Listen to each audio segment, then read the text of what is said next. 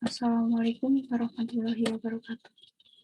Perkenalkan, saya Helni Kurnia dengan NIM 20430513 dari D3 Akuntansi. Di sini saya akan mempresentasikan hasil kerja saya di mata kuliah Lab Pengantar Akuntansi 2.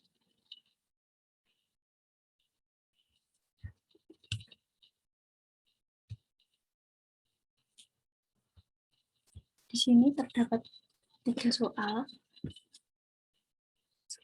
Soal yang pertama, PT Berkah Puasa membuka rekening giro pada Bank Ramadan Ceria di Ponorogo. Laporan bank per 31 Juli 2017 menunjukkan saldo rekening giro sebesar Rp500.017. Sedangkan saldo rekening giro di Bank Ceria Anda menurut catatan PT Anugerah Cinta menunjukkan jumlah sebesar Rp417.257. Dengan demikian, terdapat selisih sejumlah Rp82.760. Untuk menentukan hal-hal yang menyebabkan perbedaan tersebut perlu dibuatkan rekonsiliasi bank. Nah, jadi di soal pertama ini kita diminta untuk membuat rekonsiliasi bank. Setelah membuat rekonsiliasi bank, selanjutnya kita membuat jurnal penyesuaian setelah rekonsiliasi. Untuk tabel laporan rekonsiliasi sebagai berikut. Ini adalah PT Berkah Puasa dengan laporan rekonsiliasi bertanggal 31 Juli 2017.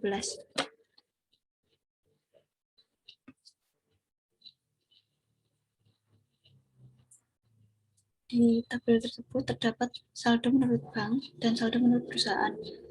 Saldo menurut bank diperoleh dari soal, yaitu laporan bank per 31 Juli 2017 di saldo rekening giro sebesar Rp500.017.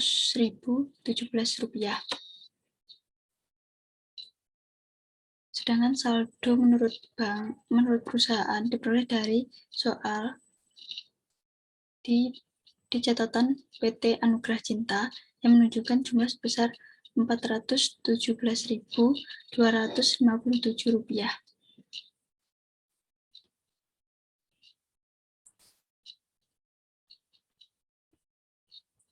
Kemudian terdapat poin pertama, yaitu setorannya dilakukan tanggal 31 Juli 2017 sebesar Rp31.090 belum tercantum dalam laporan bank.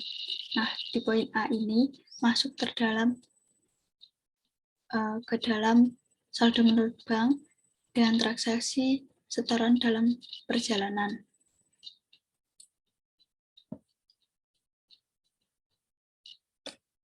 Kemudian saldo ini ditambahkan dengan setoran dalam perjalanan dan menghasilkan jumlah Rp531.700. Lanjut ke poin B. Sebelum kredit memo dari bank per 28 Juli 2017 sebesar Rp50.000 belum dibukukan. Kredit memo ini timbul karena adanya penagihan wesel menurut bank. Nah, kredit memo ini masuk ke dalam saldo menurut perusahaan dengan transaksi penagihan wesel dengan saldo Rp50.000. Kemudian saldo ini ditambah dengan penagihan wesel menghasilkan jumlah Rp467.257.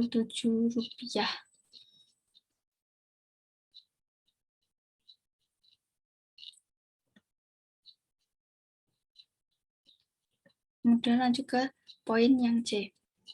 4 lembar cek yang ditarik pada bulan Juli atau bulan-bulan sebelumnya belum diuangkan di bank.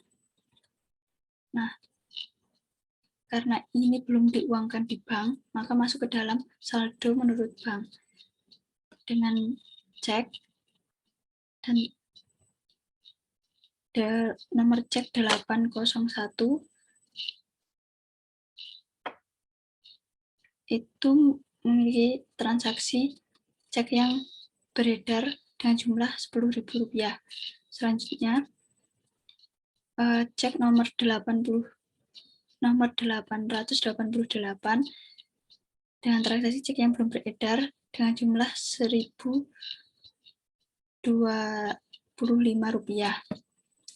Kemudian cek yang nomor 890 dengan transaksi cek yang belum beredar dengan jumlah Rp40.250. Selanjutnya, cek nomor 891 dengan transaksi cek yang belum beredar dengan jumlah Rp20.500. Semua cek ini ditambahkan dan menghasilkan Rp71.775. Kemudian saldo dari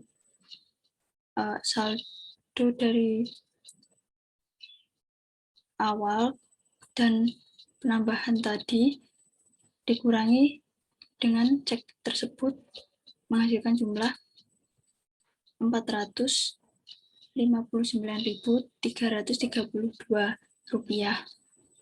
Jadi saldo yang disesuaikan adalah Rp459.332.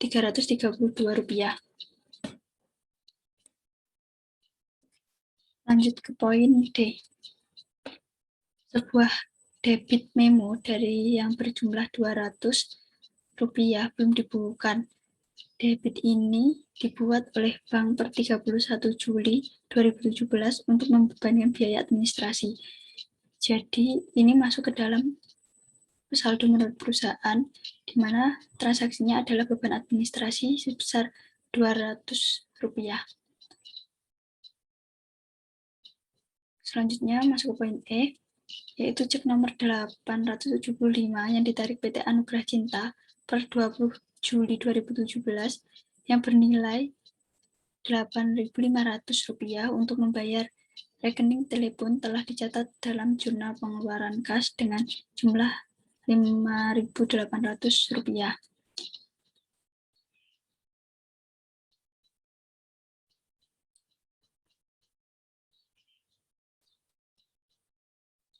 Jadi untuk poin C ini, poin yang E ini cek nomor 875.000 adalah transaksinya merupakan kesalahan pencatatan karena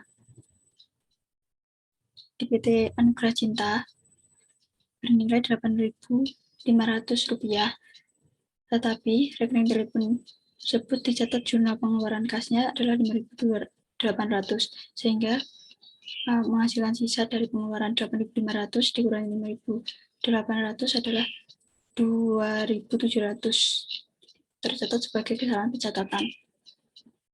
Poin yang F, sebuah cek yang diterima oleh PT Anugerah Cinta dari CV Cinta Terindah pada tanggal 18 Juli 2017 sebesar Rp5.250 telah disetorkan ke Bank Ceria Anda sebagai setoran atas rekening giro. Cek tersebut ternyata belum tercatat oleh PT Maluku. Jadi poin yang F ini transaksinya adalah cek kosong sebesar Rp5.250. Kemudian dari semua ini tadi dijumlah dan menghasilkan Rp7.925. Saldo di sini dikurangi dengan Rp7.925 menghasilkan Rp459.332. Sehingga saldo setelah disesuaikannya adalah sebesar Rp459.332.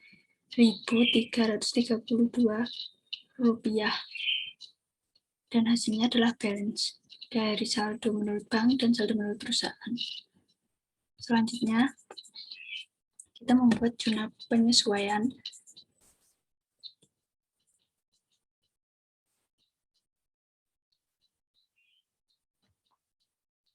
setelah rekonsiliasi.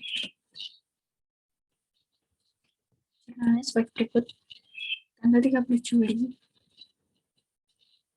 kas bertambah 50.000, piutang wesel berkurang 50.000.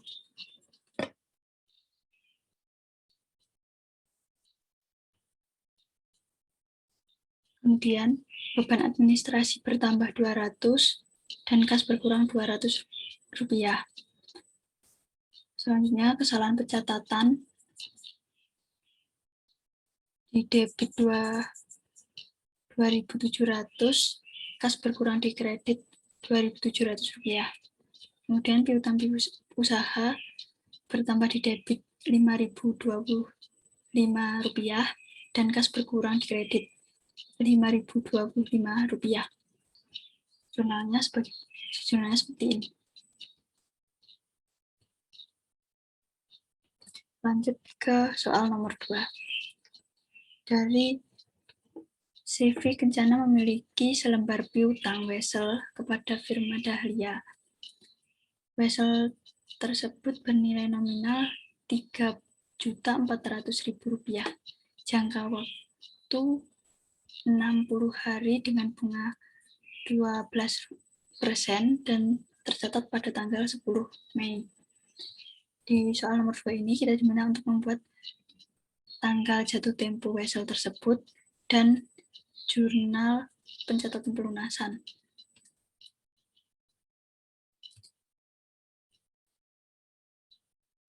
Untuk menentukan tanggal jatuh tempo sebagai berikut.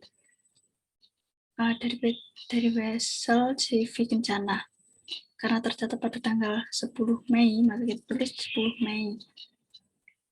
Karena bulan Mei itu terdapat 31 hari dalam satu bulannya, maka pada bulan Mei masih tersisa 21 hari karena wesel tersebut tercatat dari tanggal 10 Mei, sehingga bulan Mei masih tersisa 21 hari. Kemudian kita masukkan lagi untuk bulan selanjutnya, itu bulan Juni, yaitu 30 hari. 21 ditambah 30 hari adalah 51, belum mencapai 60 hari. Kemudian kita menambah lagi di bulan selanjutnya, yaitu bulan Juli, sebesar 9 hari, karena untuk memenuhi 60 hari jangka waktunya. Sehingga bulan Juli hanya diambil 9 hari. Dan tercatat tanggal jatuh temponya adalah 9 Juli. Karena 9 Juli adalah pas dengan tanggal jatuh tempo dan harus membayar wesel.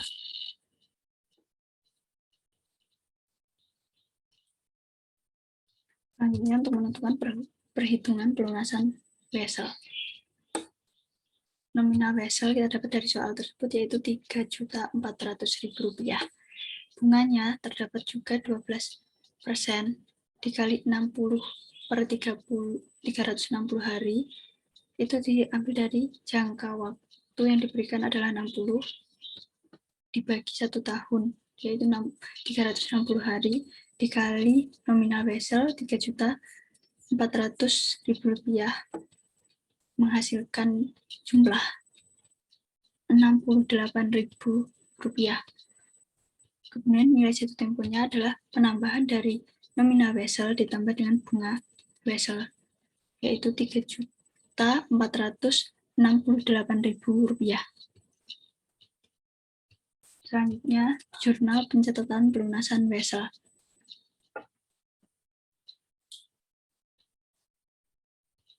Nah, jurnalnya adalah pada tanggal 9 Juni, kas bertambah di debit Rp3.498.000, piutang usaha berkurang di kredit Rp3.400.000, dan pendapatan bunga berkurang di kredit Rp68.000. Kenapa kas bertambah? Karena terdapat pembayaran wesel sehingga menambah jumlah kas dan mengurangi piutang usaha serta pendapatan bunga.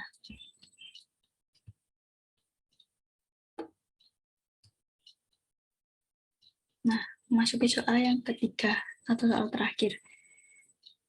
3 unit yang identik dari sepatu modal tertentu dibeli selama bulan Februari sebagai berikut. Tanggal 8 Februari melakukan pembelian 1 unit dengan harga Rp45.000. Pada tanggal 15 Februari melakukan pembelian lagi 1 unit seharga Rp48.000. Pada tanggal 26 Februari melakukan pembelian kembali 1 unit dengan harga Rp51.000.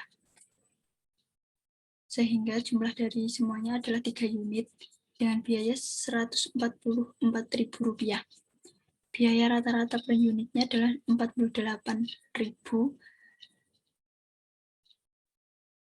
dari Rp144.000 dibagi 3 tadi menghasilkan Rp48.000. Diasumsikan 1 unit terjual pada tanggal 27 Februari senilai Rp70.000. Sehingga kita di sini diminta untuk melakukan metode FIFO, metode LIFO, dan metode biaya rata-rata.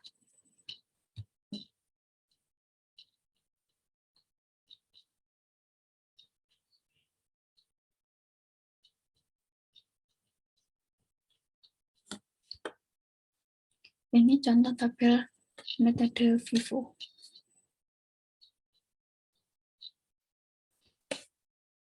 Karena pada tanggal 8 Februari melakukan pembelian, maka transaksi di sini ditulis di dalam tabel dibeli. Pada tanggal 8 Februari melakukan pembelian 1 unit dengan harga Rp45.000, dimasukkan jumlah Rp45. Rp45.000. Maaf. Kemudian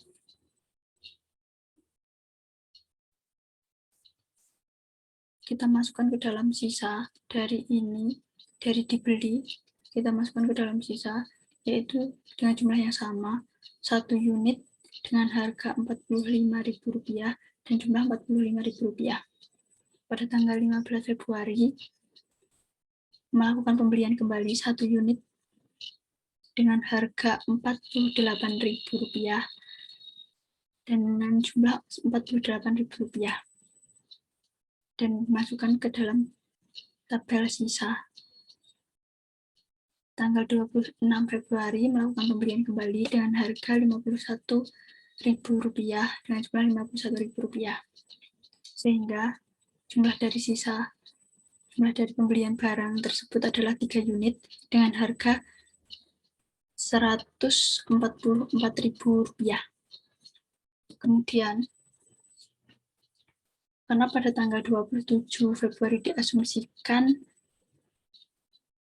1 unit terjual, maka pada tanggal 27 Februari melakukan penjualan 1 unit dengan harga Rp45.000. Kenapa Rp45.000? Karena pada metode FIFO, pencatatan persediaan barang pertama yang akan keluar adalah barang yang pertama dengan nilai Rp45.000. Sehingga di sini tinggal 1 unit dengan harga Rp48.000 dan 1 unit dengan harga Rp51.000 karena 1 unit dengan harga Rp45.000 sudah dijual. Sehingga hasilnya tinggal 2 unit dengan jumlah Rp99.000. Faktor dari metode FIFO ini adalah Rp70.000 dikurangi Rp45.000 sama dengan Rp25.000. 70.000 ini didapat dari asumsi pada tanggal 27 yang melakukan penjualan dengan besar Rp70.000 dan persediaan barangnya tinggal Rp99.000.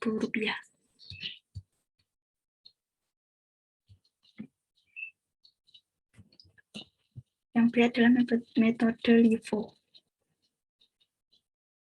di mana metode LIFO ini adalah mencatat persediaan barang yang terakhir yang akan keluar pertama.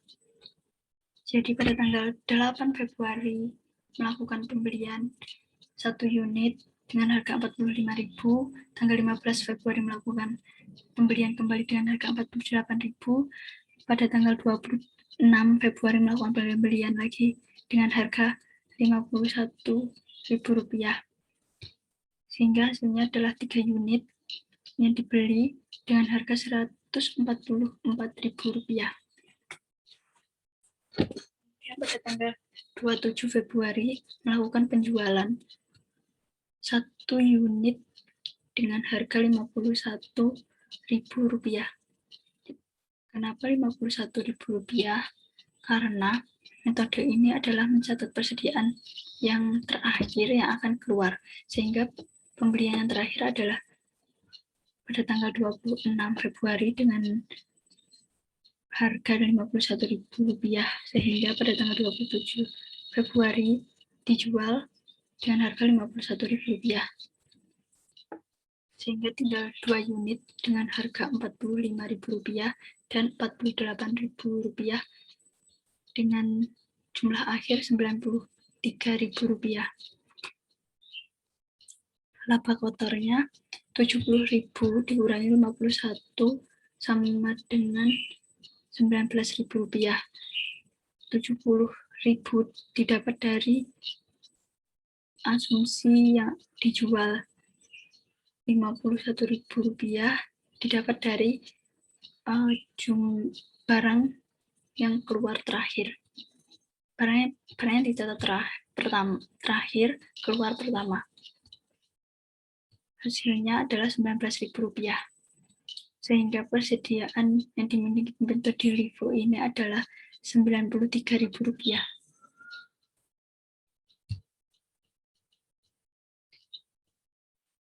Lanjut, metode biaya rata-rata.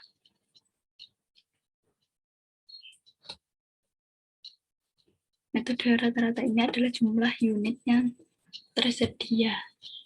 Pada tanggal 8 Februari melakukan pembelian 45.000 1 unit, dan 15 Februari melakukan pembelian 1 unit dengan harga Rp48.000, serta tanggal 26 Februari melakukan pembelian 1 unit dengan harga Rp51.000.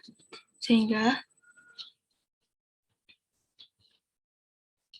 hasil pembeliannya adalah 3 unit dengan jumlah Rp144.000 dengan harga Rp48.000 dari Rp144.000 dibagi 3 menghasilkan angka Rp48.000. Sehingga pada tanggal 27 Februari melakukan penjualan dengan harga Rp48.000 1 unitnya, karena unit yang tersedia adalah ini dari pembagian Rp144.000 dibagi 3 tadi menghasilkan Rp48.000. Sehingga karena yang terjual hanya 1 unit, sehingga memiliki sisa 2 unit dengan harga Rp48.000 dan jumlah Rp96.000 dari Rp48.000 dikali 2. Laba kotornya Rp70.000 dikurangi Rp48.000 sama dengan Rp22.000. Persediaannya adalah Rp96.000.